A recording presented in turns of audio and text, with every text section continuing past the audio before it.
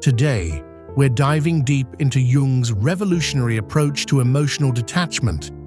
But fair warning, what you're about to learn might completely change how you see your relationships forever. Let's be honest about something most people won't admit. We've all been there. Maybe it's an ex who shattered your heart, a toxic friend who drained your energy, a family member who constantly criticizes you, or even a boss who made your life miserable. Here's the thing that nobody talks about.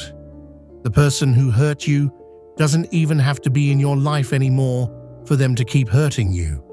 They've set up camp in your psyche, and every day you're giving them free real estate in your thoughts, your emotions, your very sense of self. Sarah, a 28-year-old marketing executive from Denver, described it perfectly. It's like he installed software in my brain that I can't uninstall. 3 years after our breakup, I'm still running his program. Sound familiar? Jung called this phenomenon psychological possession, and he believed it was one of the most dangerous things that could happen to the human psyche. But here's where it gets interesting.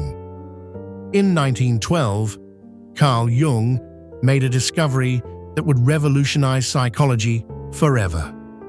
While working with patients who couldn't let go of toxic relationships, he noticed something extraordinary. These people weren't actually attached to the real person who hurt them. They were attached to what he called a psychological complex, essentially a mental movie they kept playing on repeat. Think about it.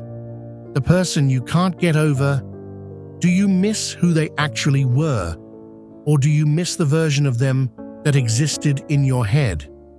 The version that might have loved you back, might have changed, might have been different if only. Jung realized that emotional detachment isn't about forgetting someone or pretending they never mattered. It's about separating the real person from the psychological complex they've created in your mind. But here's the part that blew my mind when I first learned this.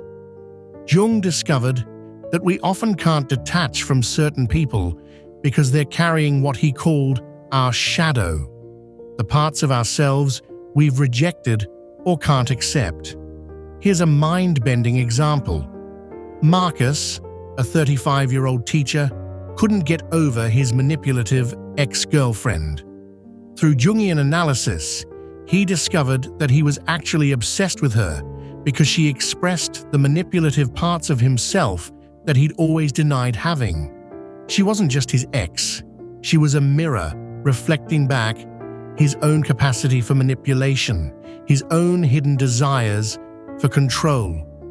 Until he could accept and integrate these shadow aspects of himself, he'd remain psychologically bound to her.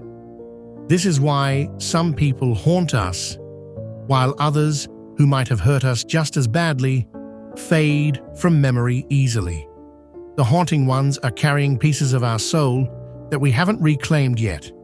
But don't worry, Jung didn't just identify the problem, he created a step-by-step solution.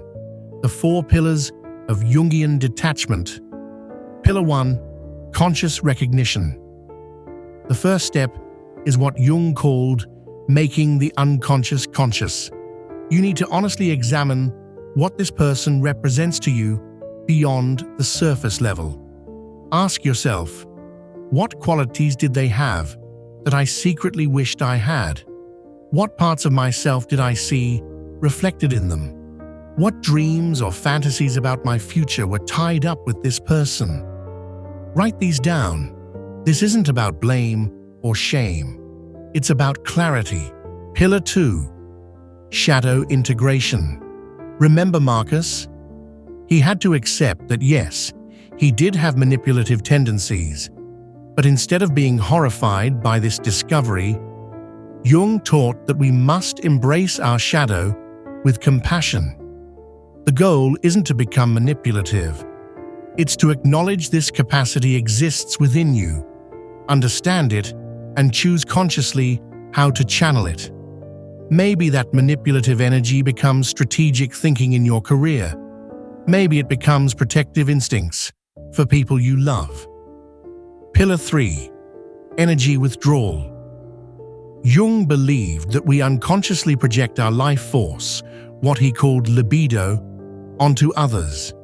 Emotional detachment requires consciously withdrawing this energy and redirecting it toward your own growth. This means stopping the mental conversations with them, ending the imaginary arguments, ceasing to plan what you'd say if you saw them again. Every time you catch your mind drifting to them, consciously pull that energy back to yourself. Pillar 4. Individuation. This is Jung's masterpiece concept. Individuation means becoming who you truly are, independent of anyone else's influence. It's about developing a relationship with yourself that's so strong, so complete, that external validation becomes unnecessary. When you've truly individuated, you don't need to detach from toxic people. You naturally become incompatible with toxicity. So how do you actually do this?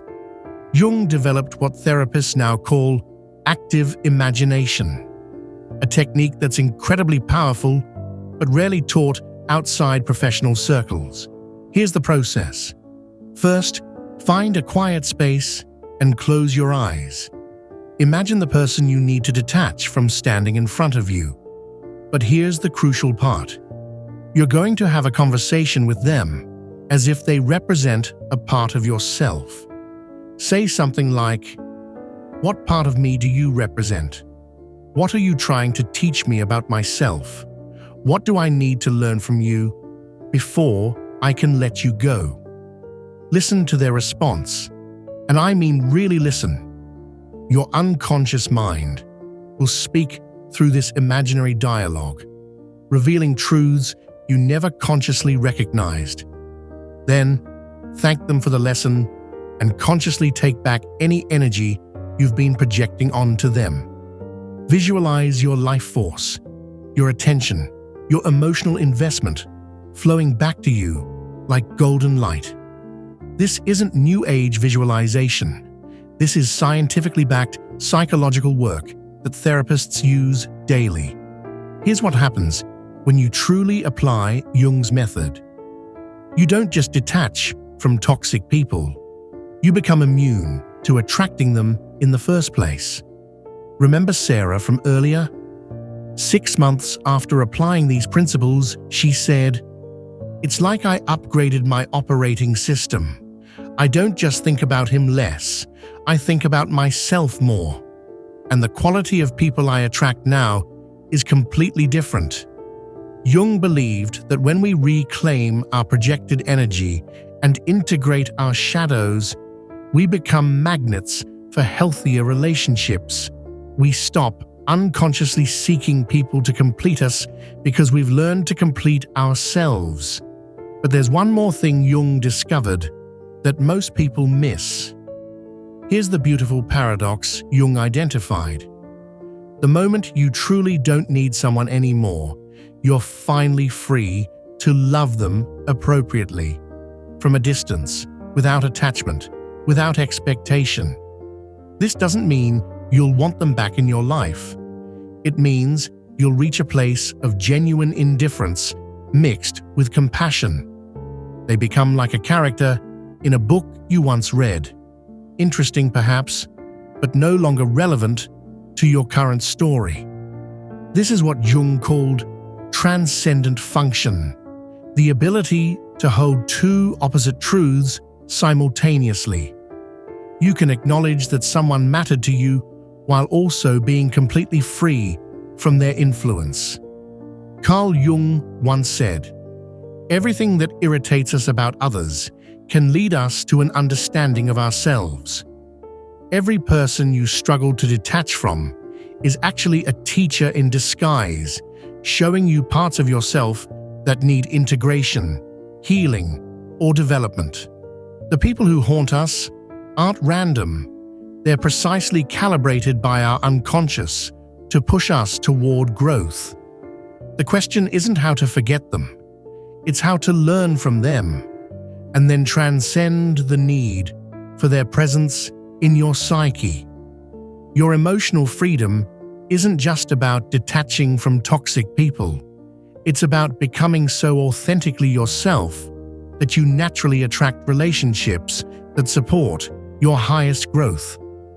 The journey of individuation never ends, and that's the beautiful part. Every challenge, every difficult person, every moment of needing to detach is actually an invitation to know yourself more deeply. Jung's method isn't just about emotional detachment. It's about emotional evolution. And your evolution starts now,